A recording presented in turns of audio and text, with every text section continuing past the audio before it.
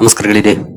ಈ ವಿಡಿಯೋದಲ್ಲಿ ಇವತ್ತಿನ ನಮ್ಮ ಮಾರ್ಕೆಟ್ ಪರ್ಫಾರ್ಮೆನ್ಸ್ ನ ಜೊತೆಗೆ ಹಲವಾರು ಇಂಡಿವಿಜುವಲ್ ಸ್ಟಾಕ್ ಗಳಿಗೆ ಸಂಬಂಧಪಟ್ಟಂತ ಅಪ್ಡೇಟ್ ಗಳನ್ನ ತಿಳ್ಕೊಳ್ಳುವಂತ ಪ್ರಯತ್ನವನ್ನು ಮಾಡೋಣ. ಮಾರ್ನಿಂಗ್ ವಿಡಿಯೋದಲ್ಲಿ ಹಲವು ಕಂಪನಿಗಳಿಗೆ ಸಂಬಂಧಪಟ್ಟಂತ ಅಪ್ಡೇಟ್ ಗಳನ್ನ ಕೊಟ್ಟಿದ್ದೆ, ಅವುಗಳ ಪರ್ಫಾರ್ಮೆನ್ಸ್ ಅನ್ನು ಅಬ್ಸರ್ವ್ ಮಾಡಿದಿರಿ ಅನ್ಕೊಳ್ತೀನಿ. ಇವತ್ತು ಡ್ಯೂರಿಂಗ್ ದ ಮಾರ್ಕೆಟ್ ಕೂಡ ಒಂದಷ್ಟು ಅಪ್ಡೇಟ್ ಗಳು ಬಂದಿದ್ದಾವೆ, ಅವುಗಳನ್ನು ತಿಳ್ಕೊಳ್ಳೋಣ. ಹಾಗೆ ನಮ್ಮ ಇನ್ಸ್ಟಾಗ್ರಾಮ್ ಹಾಗೂ ಫೇಸ್ಬುಕ್ ಅಕೌಂಟ್ ಗಳನ್ನ ಫಾಲೋ ಮಾಡೋದನ್ನ ಮರಿಬೇಡಿ. ಡಿಸ್ಕ್ರಿಪ್ಷನ್ ಅಲ್ಲಿ 2 ಅಕೌಂಟ್ ಗಳ ಲಿಂಕ್ ಇರುತ್ತೆ, ಎರಡನ್ನು ಕೂಡ ಫಾಲೋ ಮಾಡಿ. ವಿಡಿಯೋ ಅಪ್ಲೋಡ್ ಮಾಡಕ್ಕೆ ಯೂಟ್ಯೂಬ್ ಅಲ್ಲಿ ಏನಾದರೂ ಸಮಸ್ಯೆಗಳಾದ್ರೆ ಇನ್ಸ್ಟಾಗ್ರಾಮ್ ಹಾಗೂ ನಮ್ಮ ಫೇಸ್ಬುಕ್ ಅಕೌಂಟ್ ಗಳಲ್ಲಿ ನಿಮಗೆ ವಿಡಿಯೋಗಳು ಸಿಗುತ್ತೆ. ಹಾಗಾಗಿ ಎರಡನ್ನು ಕೂಡ ಮಿಸ್ ಮಾಡದೆ ಫಾಲೋ ಮಾಡಿ. ಇನ್ನು ಮುಂದುವರಿಯ ಮುಂಚೆ ಡಿಸ್ಕ್ಲೇಮರ್ ಕೊಡ್ಲಿಕ್ಕೆ ಇಷ್ಟಪಡ್ತೀನಿ. ಇಲ್ಲಿ ಕವರ್ ಮಾಡ್ತಿರುವಂತ ಯಾವುದೇ ಸ್ಟಾಕ್ ಅನ್ನು ಕೂಡ ರೆಕಮೆಂಡ್ ಮಾಡ್ತಿಲ್ಲ. ನೀವು ಫರ್ದರ್ ಸ್ಟಡಿ ಮೆಡಿಟೇಷನ್ ತಗೊಳ್ಬಹುದು. ಆಸ್ ಎ ಎಜುಕೇಶನಲ್ ಪರ್ಪಸ್ ನಾನು ವಿಡಿಯೋನ ಮುಂತರ್ತಾ ಇದ್ದೀನಿ.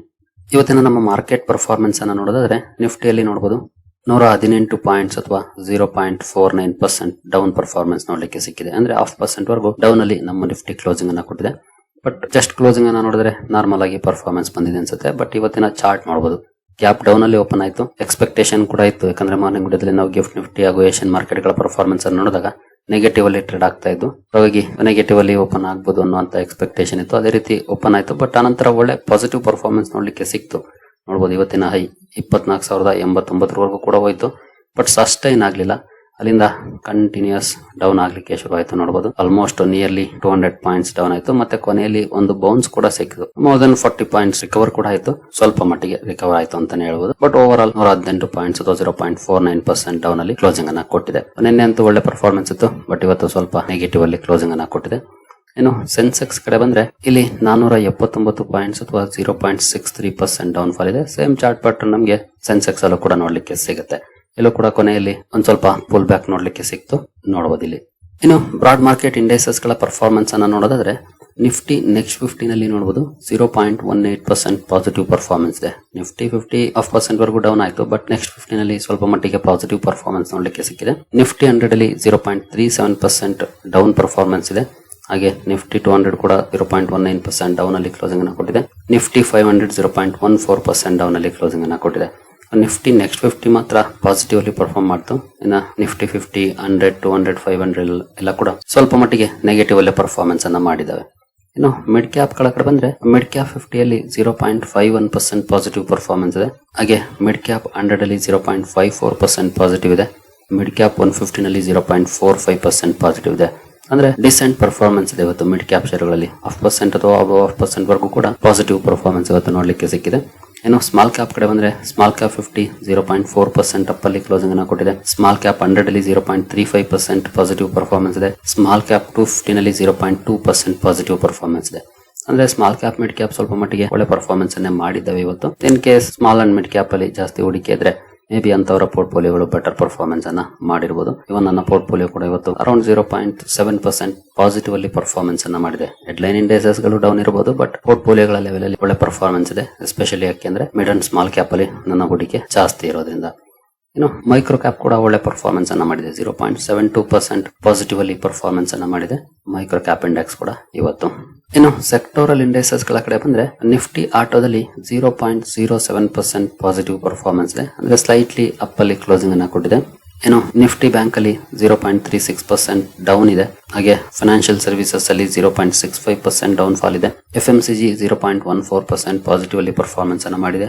IT ಫ್ಲಾಟ್ ಆಗಿ ಪರ್ಫಾರ್ಮ್ ಮಾಡಿದೆ. ನಿನ್ನೆಯಲ್ಲಿ ಕ್ಲೋಸಿಂಗ್ ಇತ್ತು, ಇವತ್ತು ಕೂಡ ಅಲ್ಲೇ ಕ್ಲೋಸ್ ಆಗಿದೆ. ಫ್ಲಾಟ್ ಪರ್ಫಾರ್ಮೆನ್ಸ್ ನೋಡ್ಲಿಕ್ಕೆ ಸಿಕ್ಕಿದೆ IT ಸೆಕ್ಟರ್ ಅಲ್ಲಿ. ಮೀಡಿಯಾ 0.24% ನೆಗೆಟಿವ್ ಅಲ್ಲಿ ಪರ್ಫಾರ್ಮೆನ್ಸ್ ಅನ್ನ ಮಾಡಿದೆ.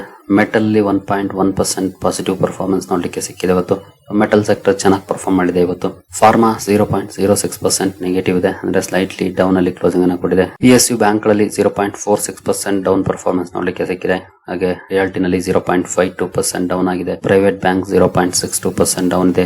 ಹೆಲ್ತ್ ಕೇರ್ 0.26% ಡೌನ್ ಇದೆ. ಕನ್ಸ್ಯೂಮರ್ ಡ್ಯೂರಬಲ್ಸ್ ಅಲ್ಲಿ ಇವತ್ತು ಮೋರ್ ದನ್ 1% ಡೌನ್ ಫಾಲ್ ಇದೆ. Oil and gas slightly down ಅಲ್ಲಿ ಕ್ಲೋಸಿಂಗ್ ಅನ್ನ ಕೊಟ್ಟಿದೆ. 0.08% ಡೌನ್ ಆಗಿದೆ. ಕೆಮಿಕಲ್ ಸೆಕ್ಟರ್ ಅಲ್ಲಿ ಒಳ್ಳೆ ಪರ್ಫಾರ್ಮೆನ್ಸ್ ಇದೆ. 0.41% ಪಾಸಿಟಿವ್ ಪರ್ಫಾರ್ಮೆನ್ಸ್ ಇದೆ.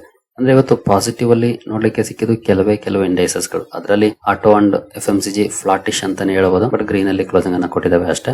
ಬಟ್ ಮೆಟಲ್ ಸೆಕ್ಟರ್ ಅಲ್ಲಿ ಒಳ್ಳೆ ಪರ್ಫಾರ್ಮೆನ್ಸ್ ಬಂತು. ಹಾಗೆ ಕೆಮಿಕಲ್ ಕೂಡ ಒಳ್ಳೆ ಕಾಂಟ್ರಿಬ್ಯೂಷನ್ ಮಾಡಿದೆ ಇವತ್ತು. 0.41% ಪಾಸಿಟಿವ್ ಅಲ್ಲಿ ಪರ್ಫಾರ್ಮೆನ್ಸ್ ಅನ್ನ ಮಾಡಿದೆ. ಇನ್ನು ಉಳಿದ ಕಡೆ ಡೌನ್ ಪರ್ಫಾರ್ಮೆನ್ಸ್ ಇದೆ. ಅದರಲ್ಲಿ ಕನ್ಸ್ಯೂಮರ್ ಡ್ಯೂರಬಲ್ಸ್ ಅಲ್ಲಿ ಇವತ್ತು ಸ್ವಲ್ಪ ಜಾಸ್ತಿ ಡೌನ್ ಫಾಲ್ ಬಂತು. ಜೊತೆಗೆ ಫೈನಾನ್ಷಿಯಲ್ ಸರ್ವಿಸಸ್ ಅಲ್ಲೂ ಕೂಡ ರಿಯಾಲ್ಟಿ ಕೂಡ ಮೋರ್ ದನ್ 0.5% ಡೌನ್ ಅಲ್ಲಿ ಇವತ್ತು ಕ್ಲೋಸಿಂಗ್ ಅನ್ನ ಕೊಟ್ಟಿದೆ. ಇನ್ನು ಗ್ಲೋಬಲ್ ಕ್ಯೂಸ್ ಯಾವ ರೀತಿ ಇತ್ತು ಇವತ್ತು ಪರ್ಫಾರ್ಮೆನ್ಸ್ ಅಂದ್ರೆ ಗ್ಲೋಬಲ್ ಮಾರ್ಕೆಟ್ ಗಳಲ್ಲಿ ಅಂತ ನೋಡೋದಾದ್ರೆ ಯುರೋಪಿಯನ್ ಮಾರ್ಕೆಟ್ಗಳಲ್ಲಿ ಅಮೆರಿಕನ್ ಮಾರ್ಕೆಟ್ ಇದು ಆಕ್ಚುಲಿ ಕಳೆದ ವಾರದ್ದು, ನಿನ್ನೆ ಓಪನ್ ಇರಲಿಲ್ಲ, ಇನ್ನು ಇವತ್ತು ಓಪನ್ ಆಗಿಲ್ಲ. ಯುರೋಪಿಯನ್ ಮಾರ್ಕೆಟ್ಗಳು ನೋಡಬಹುದು, ಕೆಲವು ಮಾರ್ಕೆಟ್ಗಳು ನೆಗೆಟಿವ್ ಅಲ್ಲಿ ಇದಾವೆ, ಕೆಲವು ಪಾಸಿಟಿವ್ ಅಲ್ಲಿ ಟ್ರೇಡ್ ಆಗ್ತವೆ. ಬಟ್ ಮೆಜಾರಿಟಿ ನೆಗೆಟಿವ್ ಇದೆ, ನೀವು ಇಲ್ಲಿ ನೋಡಬಹುದು. ಬಟ್ ದೊಡ್ಡ ಮಟ್ಟದ ನೆಗೆಟಿವ್ ಪರ್ಫಾರ್ಮೆನ್ಸ್ ಏನಿಲ್ಲ. ನಮ್ಮ ಮಾರ್ಕೆಟ್ ತರನೇ ಸ್ಲೈಟ್ಲಿ ನೆಗೆಟಿವ್ ಅಥವಾ 0.5% ಬಿಲೋ 1% ವರೆಗೂ ಡೌನ್ ಆಗಿದ್ದಾವೆ. ಇನ್ನು ಏಷ್ಯನ್ ಮಾರ್ಕೆಟ್ ಗಳ ಕಡೆ ಬಂದ್ರೆ ಇಲ್ಲೂ ಕೂಡ ಮಿಕ್ಸ್ಡ್ ಇದೆ ಪರ್ಫಾರ್ಮೆನ್ಸ್. ಕೆಲವು ಮಾರ್ಕೆಟ್ ಗಳು ನೆಗೆಟಿವ್ ಅಲ್ಲಿ ಇದಾವೆ, ಕೆಲವು ಪಾಸಿಟಿವ್ ಅಲ್ಲಿ ಇದಾವೆ. ಬಟ್ ಮೆಜಾರಿಟಿ ಮಾರ್ಕೆಟ್ಸ್ ನೆಗೆಟಿವ್ ಅಲ್ಲೇ ಪರ್ಫಾರ್ಮೆನ್ಸ್ ಅನ್ನ ಮಾಡ್ತೇವೆ. ಅಂದ್ರೆ ಗ್ಲೋಬಲ್ ಕ್ಯೂಸ್ ಇವತ್ತೇನು ಸ್ಟ್ರಾಂಗ್ ಇರಲಿಲ್ಲ ಅಂತ ಹೇಳ್ಬೋದು ಈ ಪರ್ಫಾರ್ಮೆನ್ಸ್ ಅನ್ನ ನೋಡಿದ್ರೆ. ಇನ್ನು ಇರಾನ್ ನಿಂದ ಒಂದು ಅಪ್ಡೇಟ್ ಬಂದಿದೆ ನೋಡಬಹುದು. Mostafa Khamenei says Israel will not exist in next 15 years. ಮುಂದಿನ 15 ವರ್ಷಗಳಲ್ಲಿ ಇಸ್ರೇಲ್ ಅನ್ನೋ ದೇಶ ಇರೋದಿಲ್ಲ ಅನ್ನೋ ಸ್ಟೇಟ್ಮೆಂಟ್ ಅನ್ನ ಕೊಟ್ಟಿದ್ದಾರೆ ಅಂತ ಇರಾನ್ ಹೇಳಿದೆ. ಬಟ್ ನಿಮ್ಗೆ ಎಲ್ರಿಗೂ ಗೊತ್ತಿರೋ ಹಾಗೆ ಮೊಸ್ತಫಾ ಖಮೇನಿ ಹೇಗಿದ್ದಾರೆ, ಯಾವ ಸ್ಥಿತಿಯಲ್ಲಿದ್ದಾರೆ ಅನ್ನೋದು ಯಾರಿಗೂ ಗೊತ್ತಿಲ್ಲ. ಬಟ್ ಅವರ ಹೆಸರಲ್ಲಿ ಹೇಳಿಕೆಗಳು ಬರ್ತಾ ಇರುತ್ತೆ, ಅದು ನಿಜಾನ ಸುಳ್ಳ ಅದು ಕೂಡ ಗೊತ್ತಿಲ್ಲ. ಯಾಕಂದ್ರೆ ಇಲ್ಲಿವರೆಗೂ ಅವರೆಲ್ಲೂ ಪಬ್ಲಿಕ್ ಆಗಿ ಕಾಣಿಸ್ಕೊಂಡಿಲ್ಲ. ಆದ್ರೆ ಮಾತುಕತೆಗಳಿಗೆ ಸಂಬಂಧಪಟ್ಟಂತೆ ಒಂದಷ್ಟು ಪ್ರೋಗ್ರೆಸ್ ಆಗಿದೆ ಅನ್ನೋಂತ ಸುದ್ದಿಗಳು ಬಂದಿದ್ದಾವೆ ಇವತ್ತು. ಹಾಗಾಗಿನೇ ಗ್ಲೋಬಲ್ ಮಾರ್ಕೆಟ್ ಅಲ್ಲಿ ಏನು ಅಂತ ದೊಡ್ಡ ನೆಗೆಟಿವ್ ಪರ್ಫಾರ್ಮೆನ್ಸ್ ಇಲ್ಲ, ಸ್ಲೈಟ್ಲಿ ನೆಗೆಟಿವ್ ಅಥವಾ ಕೆಲವು ಕಡೆ ಪಾಸಿಟಿವ್ ಈ ರೀತಿ ಪರ್ಫಾರ್ಮೆನ್ಸ್ ನೋಡ್ಲಿಕ್ಕೆ ಸಿಗ್ತಾ ಇದೆ. ಇನ್ನು ಕ್ರೂಡ್ ಪರ್ಫಾರ್ಮೆನ್ಸ್ ನೋಡಿದ್ರೆ ನಿಯರ್ಲಿ 3% ಅಪ್ ಅಲ್ಲಿ ಕ್ರೂಡ್ ಟ್ರೇಡ್ ಆಗ್ತಿದೆ. ಮಾರ್ನಿಂಗ್ ವಿಡಿಯೋದಲ್ಲಿ ನೋಡಿದಾಗ ಅಬೌಟ್ 2% ಅಪ್ ಅಲ್ಲಿ ಟ್ರೇಡ್ ಆಗ್ತಾ ಇತ್ತು. ಈಗ ಸದ್ಯದ ಮಟ್ಟಿಗೆ ನಿಯರ್ಲಿ 3% ಅಪ್ ಅಲ್ಲಿ ಟ್ರೇಡ್ ಆಗ್ತಾ ಇದೆ. ಬಟ್ WTI ಅಲ್ಲಿ ಡೌನ್ ಫಾಲ್ ಇದೆ 4.5%. ಬ್ರೆಂಟ್ ಅಲ್ಲಿ ರ್ಯಾಲಿ ನೋಡ್ಲಿಕ್ಕೆ ಸಿಕ್ಕಿದೆ 3% ವರೆಗೂ ಇವತ್ತು. ಇನ್ನು ರೂಪಿ ಕಡೆ ಬಂದ್ರೆ ರೂಪಿ ಸ್ವಲ್ಪ ವೀಕ್ನೆಸ್ ಆಗಿದೆ ಇವತ್ತು. ಮೊನ್ನೆ ಒಳ್ಳೆ ಪರ್ಫಾರ್ಮೆನ್ಸ್ ಇತ್ತು, ಬಟ್ ಇವತ್ತು ನೋಡಬಹುದು 0.55% ವೀಕ್ನೆಸ್ ನೋಡ್ಲಿಕ್ಕೆ ಸಿಕ್ಕಿದೆ ರೂಪಿಯಲ್ಲಿ ಇಲ್ಲಿವರೆಗೂ. ಮೊನ್ನೆ ಒಳ್ಳೆ ಪರ್ಫಾರ್ಮೆನ್ಸ್ ಇತ್ತು, ಬಟ್ ಇವತ್ತು ಸ್ವಲ್ಪ ವೀಕ್ ಆಗಿದೆ. ಇನ್ನು ಮುಂದುವರಿಯ ಮುಂಚೆ ನಿಮ್ಗೆ ಏನಾದ್ರೂ ಹೂಡಿಕೆಗೆ ಸಂಬಂಧಪಟ್ಟಂತೆ ಸಹಾಯ ಬೇಕು, ಸಪೋರ್ಟ್ ಬೇಕು ಅಂದ್ರೆ ಇಲ್ಲಿರುವಂತಹ ನಂಬರ್ ಗಳ ಮೂಲಕ ನಮ್ಮ ಟೀಮ್ ನ ಕಾಂಟ್ಯಾಕ್ಟ್ ಮಾಡಬಹುದು. ಬಟ್ ಈ ಸಪೋರ್ಟ್ ಸಿಗಬೇಕಂದ್ರೆ ನಮ್ಮ ಮೂಲಕ ಅಕೌಂಟ್ ಓಪನ್ ಆಗಿರಬೇಕು. ಹಾಗಾಗಿ ಅಕೌಂಟ್ ಓಪನ್ ಮಾಡ್ಕೊಂಡು ಸಂಪರ್ಕ ಮಾಡಬಹುದು. ಅಕೌಂಟ್ ಓಪನಿಂಗ್ ಲಿಂಕ್ ಡಿಸ್ಕ್ರಿಪ್ಷನ್ ಅಲ್ಲಿ ಇರುತ್ತೆ, ಹಾಗೆ ನಮ್ಮ ಇನ್ಸ್ಟಾಗ್ರಾಮ್ ನ ಬಯೋದಲ್ಲೂ ಕೂಡ ಇರುತ್ತೆ. ಮೋರ್ ಮೇಲೆ ಕ್ಲಿಕ್ ಮಾಡಿದ್ರೆ ಇಲ್ಲಿ ಲಿಂಕ್ ಇರುತ್ತೆ, ಓಪನ್ ಮಾಡ್ಕೊಳ್ಬಹುದು. ನೆಕ್ಸ್ಟ್ ಇವತ್ತು 16th finance commission chairman Arvind Panagariya ಅವರ ಕಡೆಯಿಂದ ಎಕಾನಮಿಗೆ ಸಂಬಂಧಪಟ್ಟಂತೆ ಒಂದು ಅಪ್ಡೇಟ್ ಇದೆ ನೋಡಬಹುದು. Economy and track, let us not see a crisis where there is none. ಅಂದ್ರೆ ಸರಿಯಾದ ದಾರಿಯಲ್ಲಿ ಹೋಗ್ತಿದೆ ಎಕಾನಮಿ, ಯಾವುದೇ ಸಮಸ್ಯೆ ಇಲ್ಲ, ಇದನ್ನ ಕ್ರೈಸಿಸ್ ಅಂತ ಭಾವಿಸಬೇಡಿ ಅಂತ ಹೇಳಿದ್ದಾರೆ ನೋಡಬಹುದು. The chairman of 16th finance commission cautioned against treating global turbulence as a crisis in India. Global level ಅಲ್ಲಿ ಆಗಿರುವಂತಹ ಬೆಳವಣಿಗೆಗಳನ್ನ ಭಾರತದಲ್ಲಿ ಆಗ್ತಿರುವಂತಹ ಕ್ರೈಸಿಸ್ ಅಂತ ಅನ್ಕೊಳ್ಬೇಡಿ.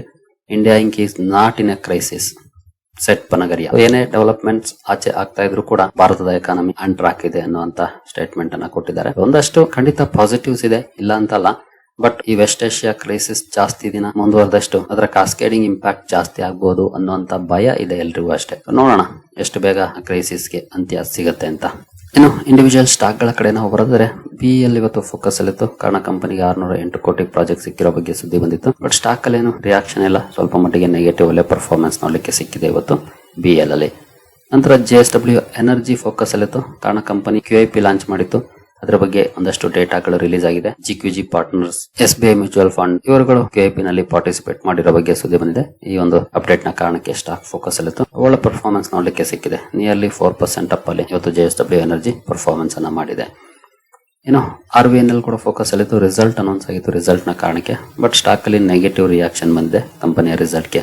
ರಿಸಲ್ಟ್ ನ ನಾನು ವಿಡಿಯೋದಲ್ಲಿ ಕವರ್ ಮಾಡ್ತಿಲ್ಲ, ನಮ್ಮ ವಾಟ್ಸ್ಆಪ್ ಚಾನಲ್ ಅಲ್ಲಿ ಅದನ್ನ ಹಂಚ್ಕೊಳ್ತಿದ್ದೇನೆ. ನೀವೇನಾದ್ರೂ ಇಲ್ಲಿವರೆಗೂ ವಾಟ್ಸ್ಆಪ್ ಚಾನಲ್ ಗೆ ಜಾಯ್ನ್ ಆಗಿಲ್ಲ ಅಂತಂದ್ರೆ ಯೂಟ್ಯೂಬ್ ಚಾನಲ್ ನ ಓಪನ್ ಮಾಡೋದು, ಇಲ್ಲಿ ಮೋರ್ ಮೇಲೆ ಕ್ಲಿಕ್ ಮಾಡಿ ಕೆಳಗಡೆ ವಾಟ್ಸ್ಆಪ್ ಚಾನಲ್ ನ ಲಿಂಕ್ ಸಿಗುತ್ತೆ, ಇಲ್ಲಿಂದ ನೀವು ಜಾಯ್ನ್ ಆಗ್ಬೋದು. ಹಾಗೆ ಇನ್ಸ್ಟಾಗ್ರಾಮ್ ಅಲ್ಲೂ ಕೂಡ ಈ ಲಿಂಕ್ ಸಿಗುತ್ತೆ ನಿಮಗೆ. ಇನ್ಸ್ಟಾಗ್ರಾಮ್ ಅಲ್ಲಿ ಮೋರ್ ಮೇಲೆ ಕ್ಲಿಕ್ ಮಾಡಿದ್ರೆ ವಾಟ್ಸ್ಆಪ್ ಚಾನಲ್ ಲಿಂಕ್ ಇಲ್ಲಿದೆ, ಇದನ್ನ ಜಸ್ಟ್ ಕ್ಲಿಕ್ ಮಾಡಿದ್ರೆ ಈ ರೀತಿ ಇಂಟರ್ಫೇಸ್ ಓಪನ್ ಆಗುತ್ತೆ. ಮೊಬೈಲ್ ಅಲ್ಲಿ ಬೇರೆ ತರ ಇರುತ್ತೆ, ಇದು ಸಿಸ್ಟಮ್ ಅಲ್ಲಿ SMK ಅಪ್ಡೇಟ್ಸ್ ಅಂತ ಇರುವಂತದ್ದು. ಇದಕ್ಕೆ ಜಾಯ್ನ್ ಆಗಿ ರಿಸಲ್ಟ್ಸ್ ಎಲ್ಲ ನಿಮಗೆ ಅಲ್ಲೇ ಬರುತ್ತೆ.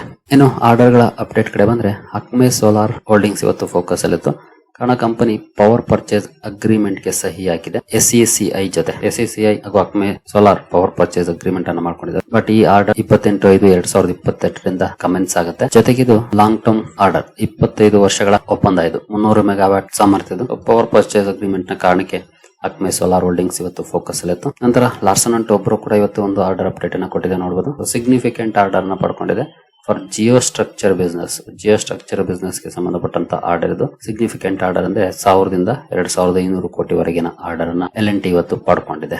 ನಂತರ IT ಕಾನ್ಸ್ ಈ ಸೊಲ್ಯೂಷನ್ಸ್ ಕೂಡ ಸುದ್ದಿಲಿತ್ತು, ಕಾರಣ ಕಂಪನಿ ಒಂದು ಸಣ್ಣ ಆರ್ಡರ್ ಅನ್ನ ಪಡ್ಕೊಂಡಿದೆ. 3,36,00,000 ಆರ್ಡರ್ ಅನ್ನ ಈ ಕಂಪನಿ ಪಡ್ಕೊಂಡಿದೆ. ಈ ಸುದ್ದಿ ಕಾರಣಕ್ಕೆ IT ಕಾನ್ಸ್ ಈ ಸೊಲ್ಯೂಷನ್ಸ್ ಕೂಡ ಇವತ್ತು ಫೋಕಸ್ ಅಲ್ಲಿತ್ತು. ಏನೋ ಇಟಾಚಿ ಎನರ್ಜಿ ಇಂಡಿಯಾ ಲಿಮಿಟೆಡ್ ಕೂಡ ಸುದ್ದಿಲಿತ್ತು, ಕಾರಣ ಕಂಪನಿ ರಿಸಲ್ಟ್ ಅನ್ನ ಅನೌನ್ಸ್ ಮಾಡಿತ್ತು. ರಿಸಲ್ಟ್ ಅನ್ನ ಹಾಗೆ ನಾನು ನಮ್ಮ ವಾಟ್ಸ್ಆಪ್ ಚಾನಲ್ ಅಲ್ಲಿ ಹಂಚ್ಕೊಂಡಿದ್ದೆ, ನೋಡಿರ್ಬೋದು. ರಿಸಲ್ಟ್ ಚೆನ್ನಾಗಿತ್ತು, ಬಟ್ ರಿಯಾಕ್ಷನ್ ಫ್ಲಾಟ್ ಇದೆ. ಮಾರ್ನಿಂಗ್ ಸ್ವಲ್ಪ ಡೌನ್ ಫಾಲ್ ನೋಡ್ಲಿಕ್ಕೆ ಸಿಕ್ತು, ಬಟ್ ಆನಂತರ ರಿಕವರಿ ಆಗಿ ಫ್ಲಾಟ್ ಆಗಿ ಕ್ಲೋಸಿಂಗ್ ಅನ್ನ ಕೊಟ್ಟಿದೆ ಹಿಟಾಚಿ ಎನರ್ಜಿ ಲಿಮಿಟೆಡ್.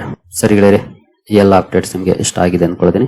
ಹಾಗೆ ಡಿಸ್ಕ್ರಿಪ್ಷನ್ ಅಲ್ಲಿ ಲಿಂಕ್ ಗಳಿರುತ್ತೆ. ಅಕೌಂಟ್ ಓಪನಿಂಗ್ ಲಿಂಕ್ ಆಗ್ಬೋದು ಅಥವಾ ನಮ್ಮ ಇನ್ಸ್ಟಾಗ್ರಾಮ್ ಹಾಗೂ ಫೇಸ್ಬುಕ್ ಅಕೌಂಟ್ ಗಳ ಲಿಂಕ್ ಡಿಸ್ಕ್ರಿಪ್ಷನ್ ಕೊನೆಯಲ್ಲಿರುತ್ತೆ. ಫಾಲೋ ಮಾಡಿ. ಏನಾದ್ರೂ ವಿಡಿಯೋಗಳು ಅಪ್ಲೋಡ್ ಮಾಡೋದಕ್ಕೆ ಯೂಟ್ಯೂಬ್ ಅಲ್ಲಿ ಸಮಸ್ಯೆಗಳಾದ್ರೆ ಇಲ್ಲಿ ನಿಮಗೆ ರೆಗ್ಯುಲರ್ ಆಗಿ ಅಪ್ಡೇಟ್ ಗಳು ಸಿಗುತ್ತೆ. ಸರಿಗಳೇ, ಮುಂದಿನ ವಿಡಿಯೋದಲ್ಲಿ ಸಿಗೋಣ. ಅಲ್ಲಿವರೆಗೂ ಜೈ ಹಿಂದ್, ಜೈ ಕರ್ನಾಟಕ.